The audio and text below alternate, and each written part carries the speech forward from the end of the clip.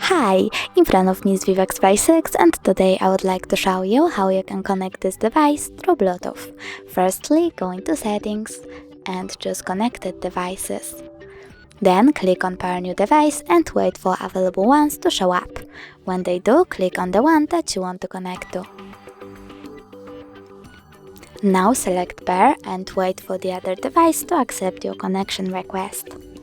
As you can see, my devices were successfully connected, but if you want to forget this connection, you can always click on the gear icon next to the device, choose Forget over here and click Forget Device.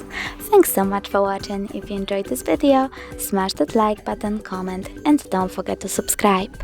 Bye!